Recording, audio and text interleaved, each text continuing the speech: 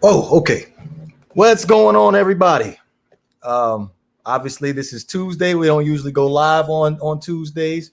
Uh, this is the Not for Debate podcast. I'm Devore. Obviously, y'all probably already know that. Appreciate everybody that came through. Um, Big news today. Xavien Howard dropped a bombshell this evening. Uh, a huge bombshell. Real quick, be sure to check us out tomorrow evening, which is Wednesday evening, 10 p.m. Eastern Time, Saturday evening to 9 Eastern Time. So back to Xavien Howard. Now, there have been rumors, hasn't officially been said until today, that Xavien Howard has requested a trade. Now, now we officially get the public service announcement about Xavien Howard officially asking for a trade. So let's go ahead and rewind the clock back. Since I probably want to say since 2019, right? So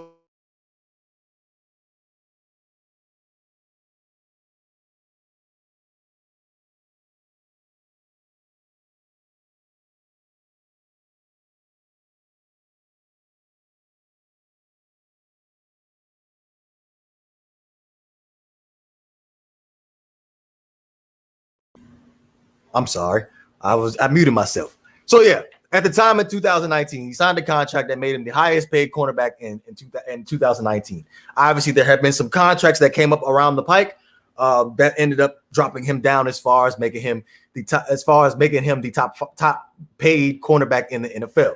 So, for example, can you hear me now, Julio? By the way, appreciate Walter, Julio, and Jake in the comment section. My bad.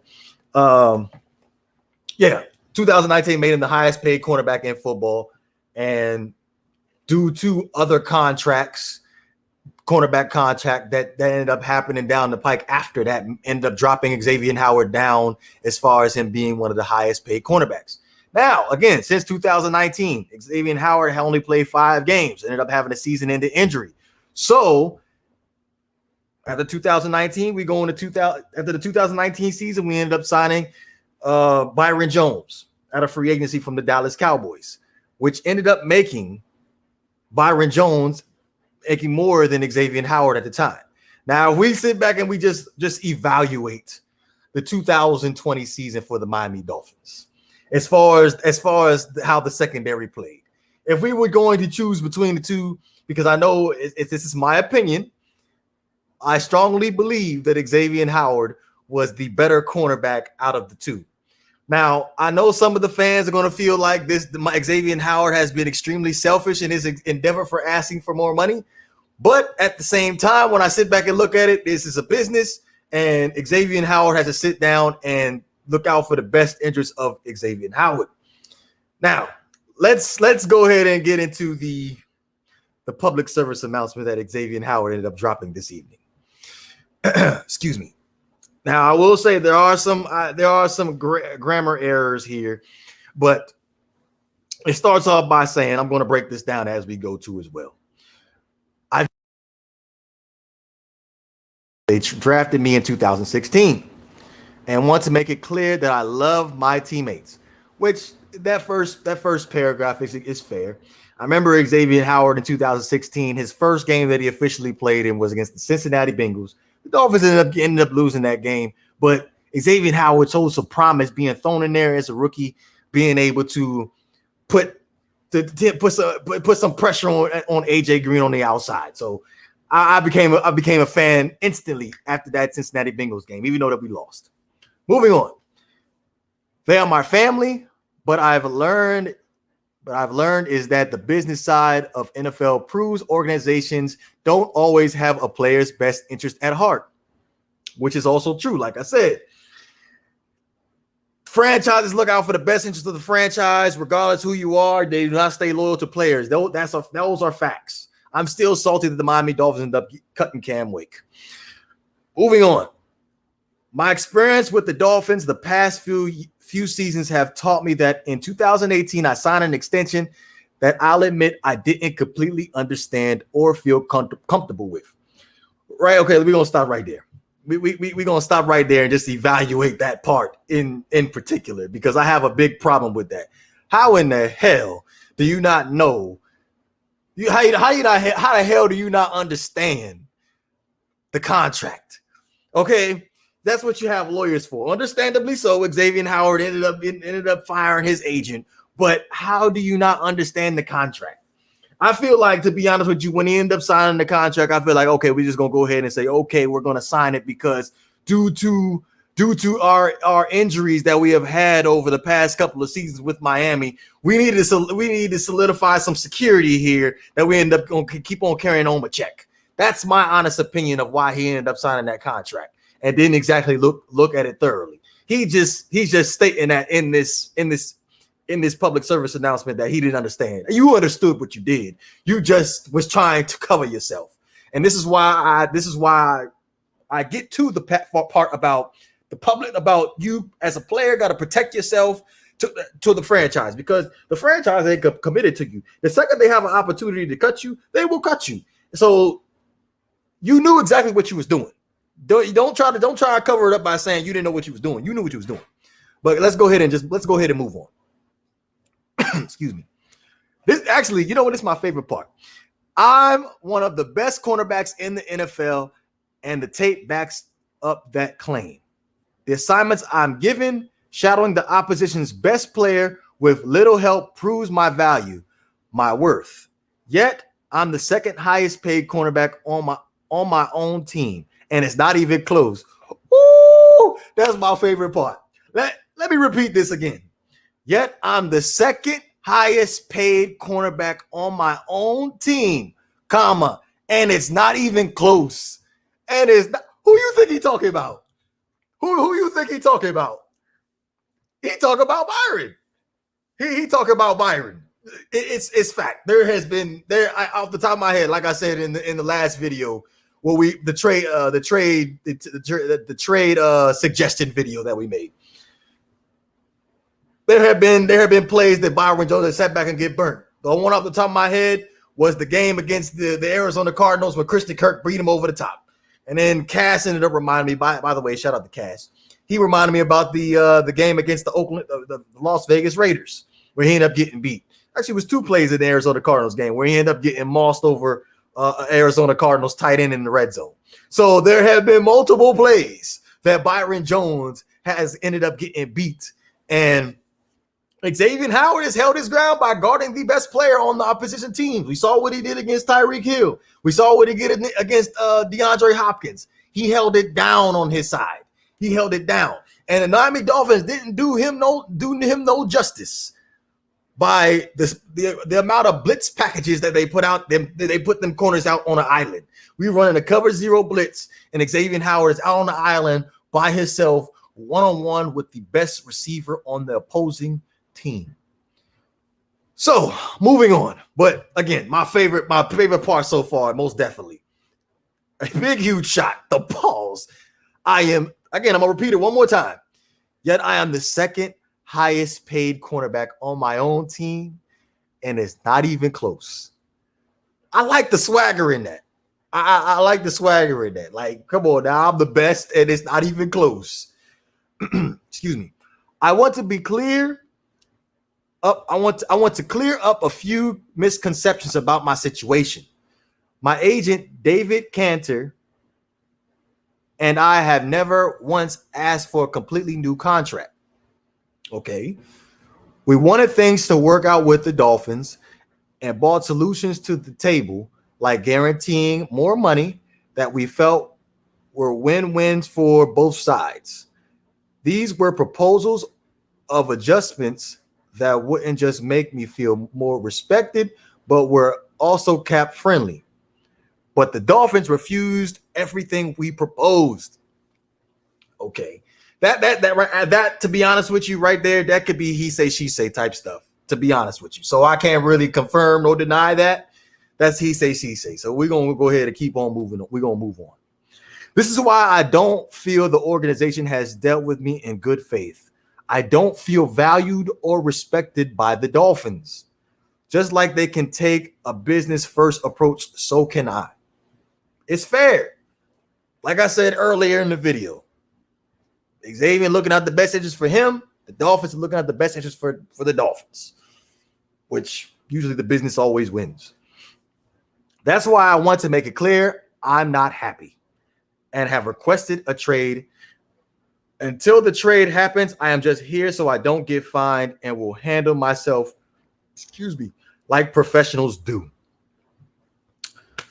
Again, I would like to shout out everybody that's in the room. We got 10 people in the room. Please be sure to go ahead and hit that like button. To be honest with you,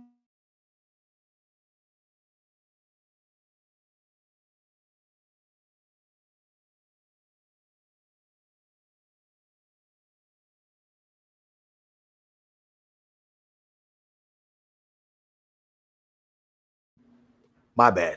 I don't know why this thing keeps on muting me. But yeah, knowing Brian Flores over the past couple of seasons for Miami, he takes that Bill Belichick approach when it comes to players. It is either my way or the highway. Now, here's my problem with Brian Flores with that approach. Brian Flores is not Bill Belichick. Bill Belichick has 6 Super Bowl rings with the New England Patriots with Tom Brady. I'm going to go ahead and add that in there because I see Banks in the chat. I know he's going to end up correcting me sometime within the next 30 seconds. Bill Belichick has 6 Super Bowl rings. Brian Flores hasn't won shit. He hasn't won shit. So, with that being said, because this is what reminds me of this, takes me back to the Minkah Fitzpatrick situation 2 years ago where he ended up demanding the trade because he didn't want to end up being a part of that. To have an unproven coach to sit back and take that approach with a player with no grounds to stand on, you can't do that. You can't do that. And you need to understand the fact of how much of Xavien Howard means to the Miami Dolphins.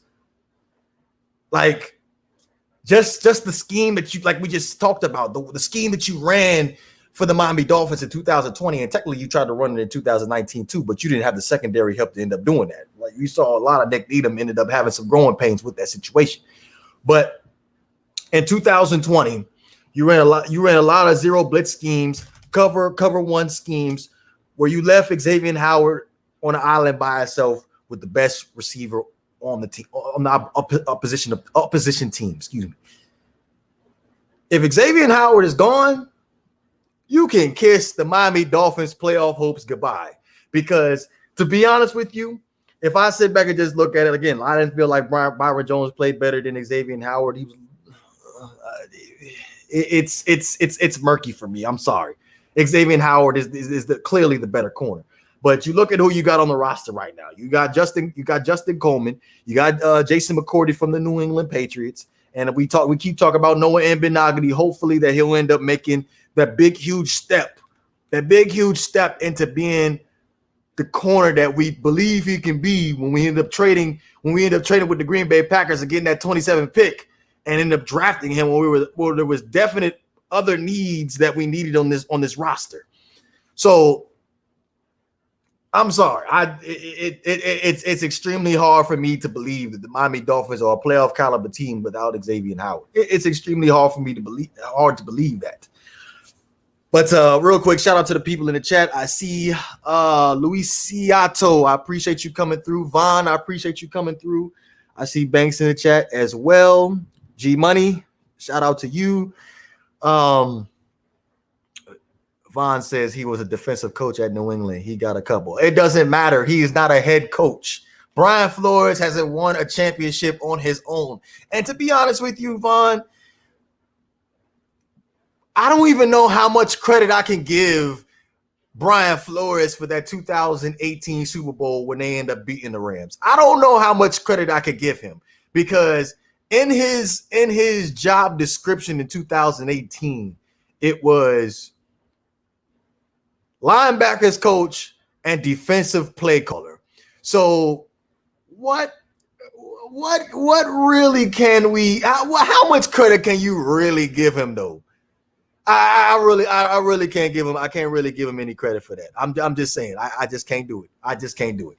Now I see people are asking the question about Deshaun Watson because he ended up showing up to camp because I believe if he ended up missing training, if he ended up missing a practice of training camp, it would be $50,000 per practice if he ended up missing training camp. So it was clear that you was definitely going to be showing up to training camp, especially if you playing this high expensive law firm to represent you in these sexual assault cases.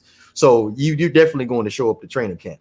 So let's go ahead and let's look at this big picture here, because I honestly think this is going to hurt Xavien Howard's trade value. It's going to hurt the Dolphins' trade value with what they get back for Xavien Howard, because it's clear now.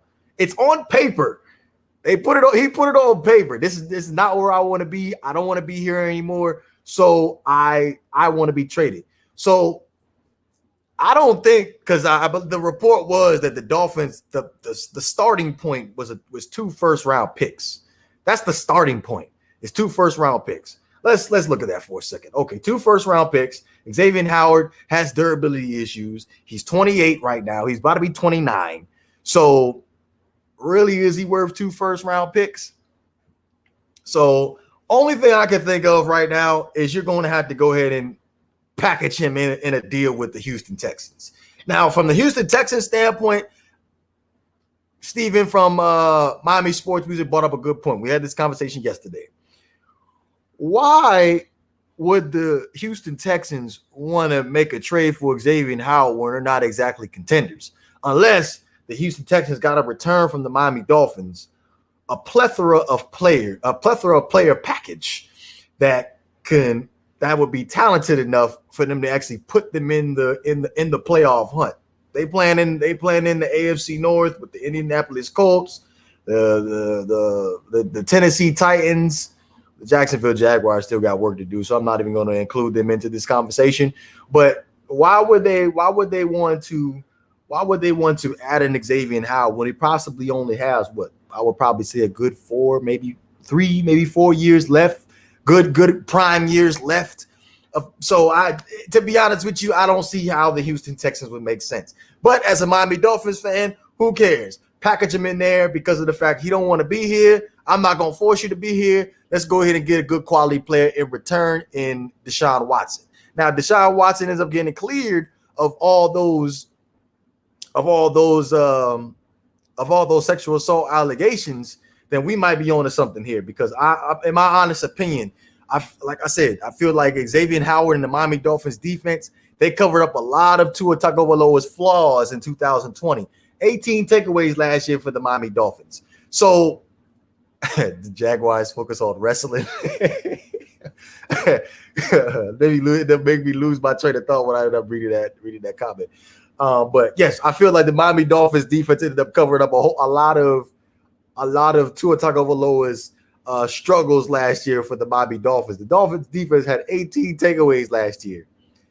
18 takeaways.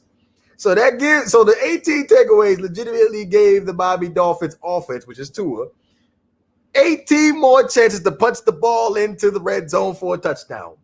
And you could not capitalize on that. We sit back and look at the 2020 season where there have been some close games that the Dolphins ended up losing. For example, the Kansas City Chiefs game. I will take this to my grave. The Miami Dolphins should have won that game. And that's fact. They should have won that game.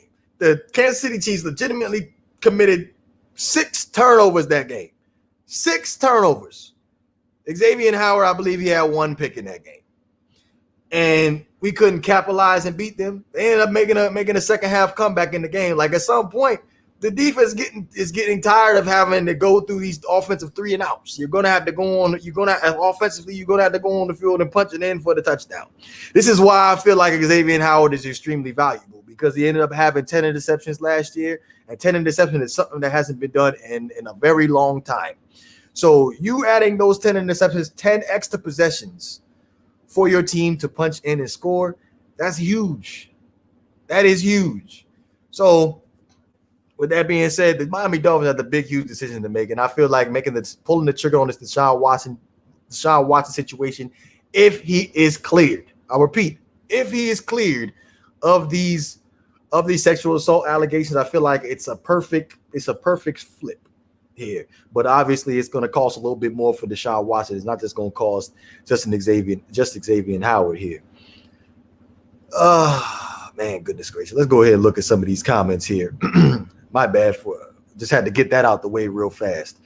But I'm sorry, Vaughn. I just can't give you Brian Flores. You haven't proved anything.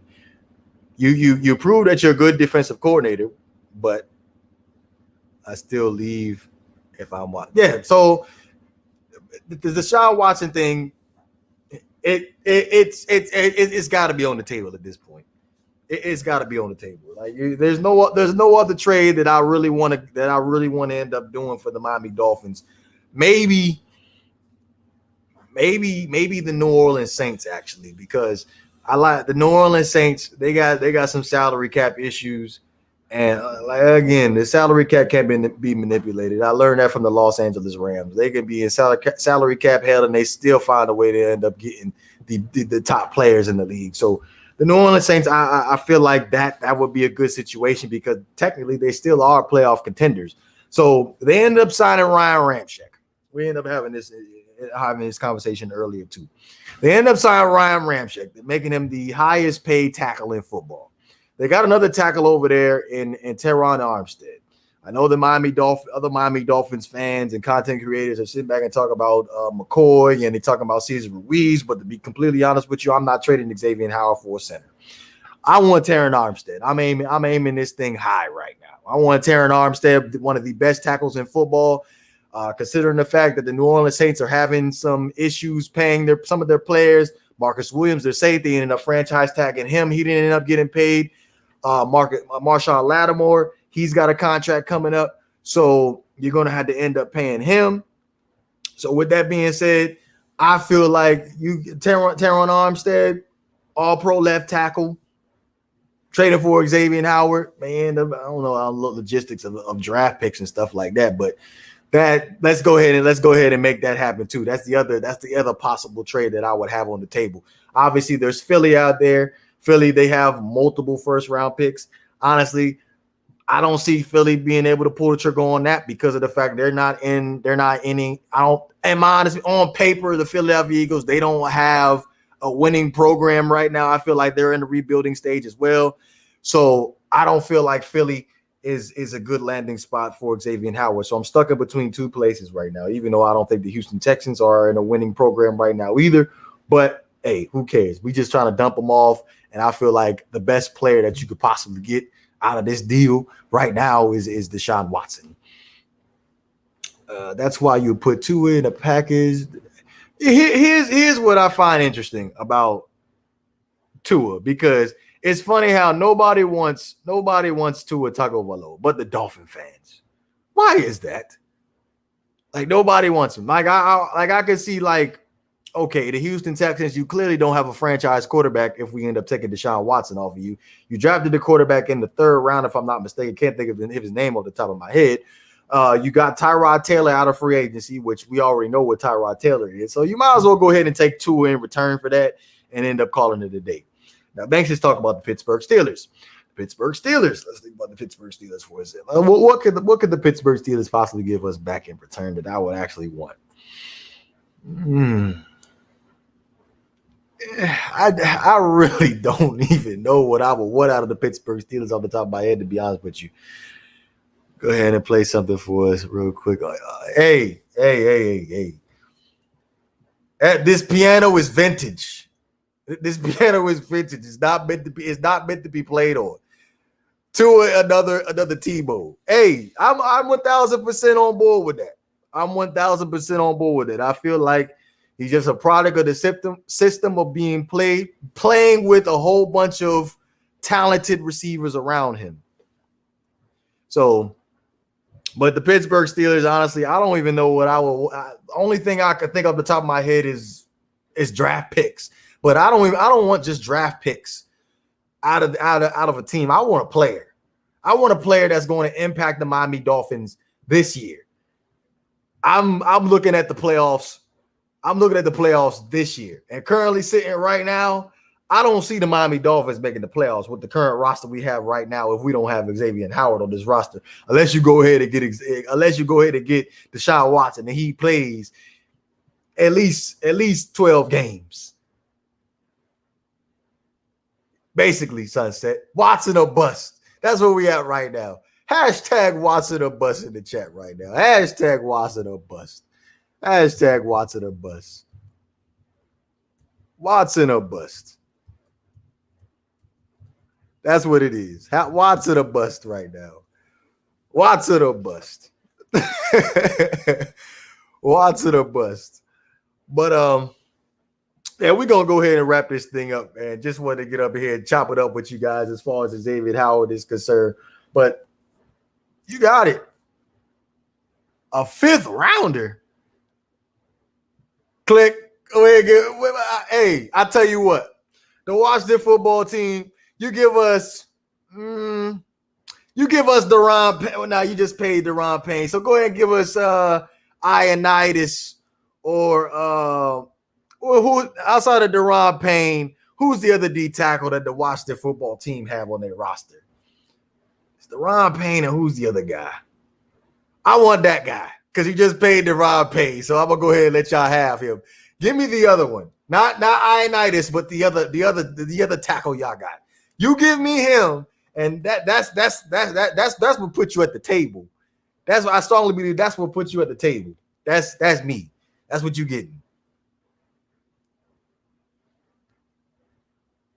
You said the Washington ain't giving up nothing on front 7.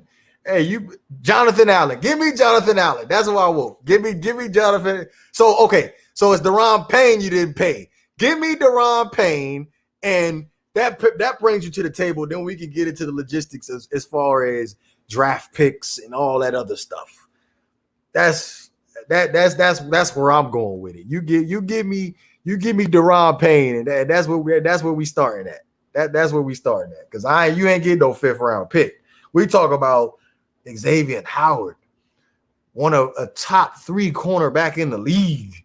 A top 3 cornerback in the league, and you talk about a 5th round pick? Who? Tim Settle? Who? Who is that? I don't know who that is. I don't know who no Tim Settle is. He don't click. Oh, we can't do that. Basically, Mike Jones. Ooh, like come on now. And Sunset, I wouldn't even rule out Dallas because Dallas try to get everybody, but really, I really ain't got nobody that I want. Except for Ezekiel Elliott. What's up with Ezekiel Elliott? I'm just messing with you. I want to know Ezekiel Elliott, even though the Dolphins do need some receiver help.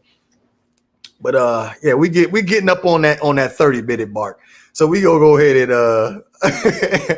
we're gonna go ahead and close this thing out. Be sure to check us out, the Not For The Bay podcast, out on tomorrow evening, 10 p.m. Eastern time, Saturday 10 p.m. Eastern time, 9 p.m. Eastern time. Okay, goodness, messed all jumbled up. But also be sure to follow us on Twitter, Instagram, and on our Facebook page. Hashtag Watson or bust. Gotta get that in the chat. Be sure to go ahead and hit that like button, subscribe button. This is the Not For The Bay podcast. I'm gone, man.